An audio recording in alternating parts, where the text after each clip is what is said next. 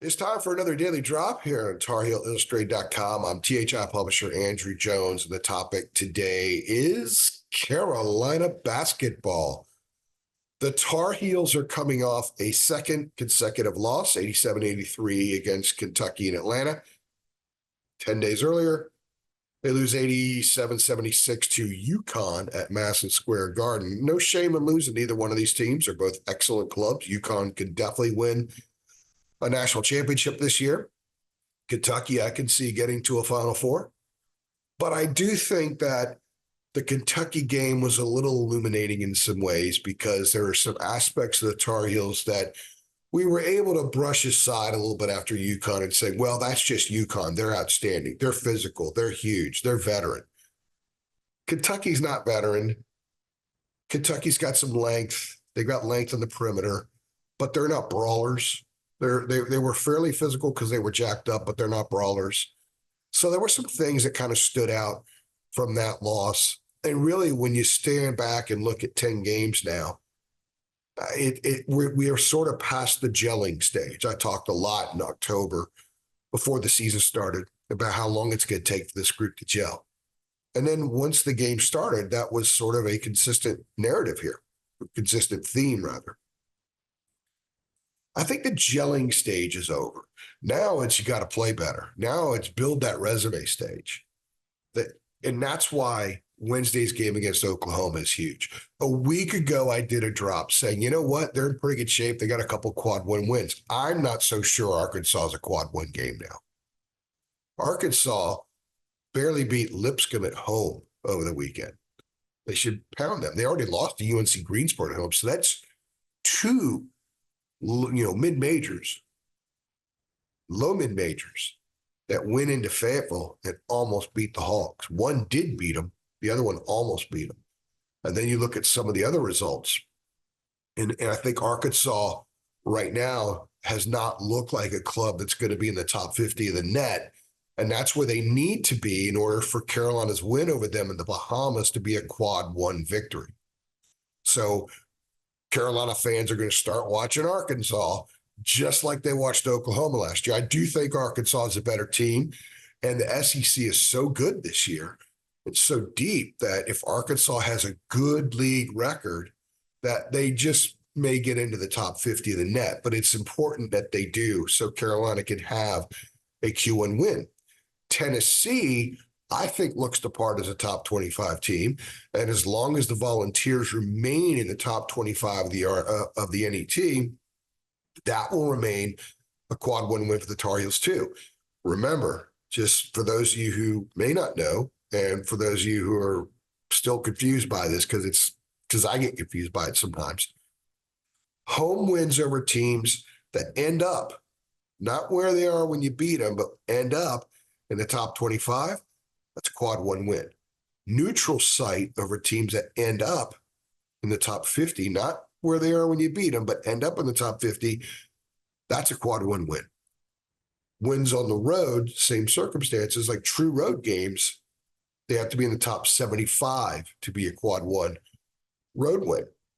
I think Arkansas will do well for itself. I think Tennessee will do very well for itself. Arkansas good enough, I think, but I'm not so sure because they've had a couple of bad performances.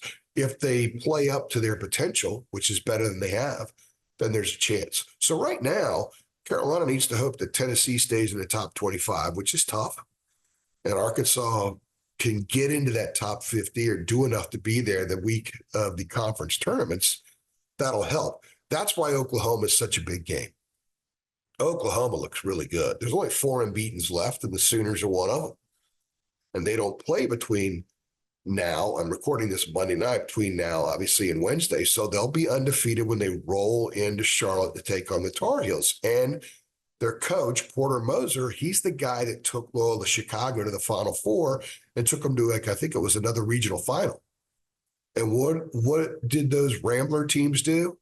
Hip check. A little bit of hockey in them, little Blackhawks, because they're a Chicago team. They're physical. They don't let you run a lot of your stuff. And that's the kind of team that gives Carolina trouble. It is clear that even though the Tar Heels played very hard against Kentucky, and very hard against UConn. Effort has not really been an issue in my mind. And they mentally were tough because they cut UConn to 5. They actually took the lead against Kentucky. Physically, though, they haven't been what they need to be those 2 games. Rebounded by 10 in both games. And there were some loose balls they weren't getting to. There were some missed box outs. They need to bring that lunch pail mentality a little bit more to the court and not be so reliant on RJ to score a lot of points.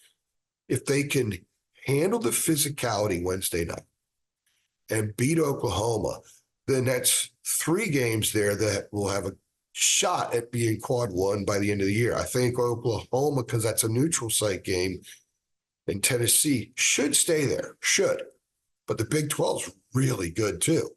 So Oklahoma has a lot of chances to win games that'll help its net, but also hurt. They can lose a lot of games in that league because it's so good. And the other side of this discussion is the ACC.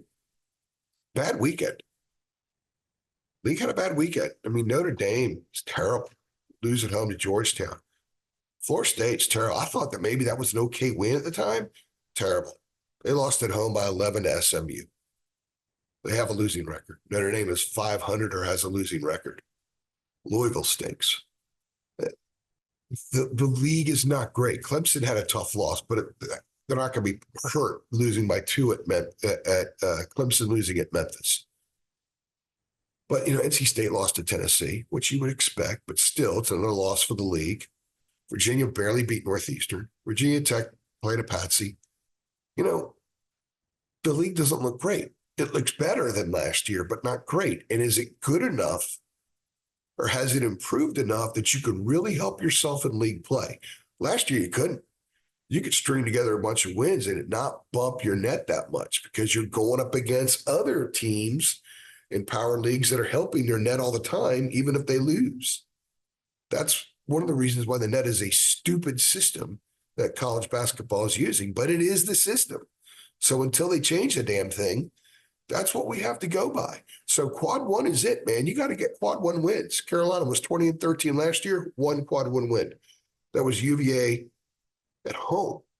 And had the Tar Heels beaten UVA in the ACC tournament, they still would have had 1 quad win because that would have replaced the other one because the loss would have dropped UVA out of the top 25 of the net.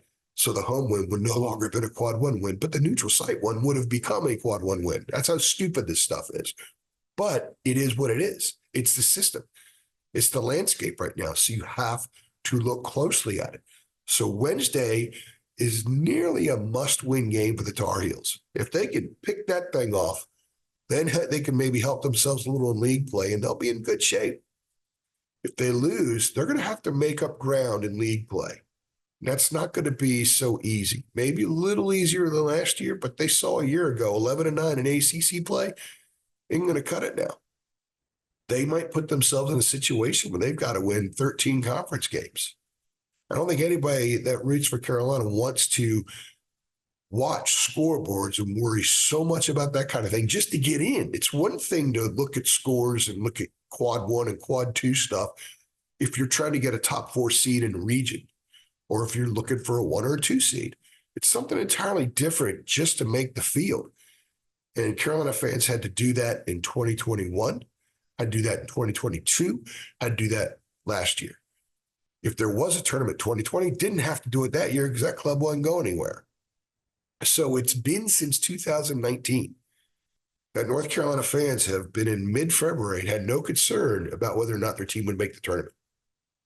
And I'm sure a lot of you guys would like to not have that concern this coming February. A win over Oklahoma Wednesday night will go a long way toward relieving you of that anxiety. Not fully, but it will help a lot. Tar Heels need to beat the Sooners. If you like this video, go ahead and click like on here. If you don't like it, click like. If you think the Tar Heels will beat the Sooners, click like. Make sure you subscribe to our channel.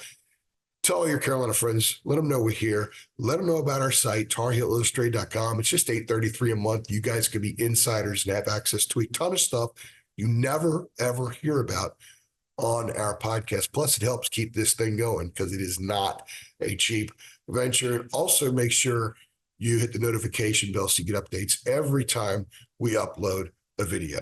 I'm AJ. Thanks for stopping by.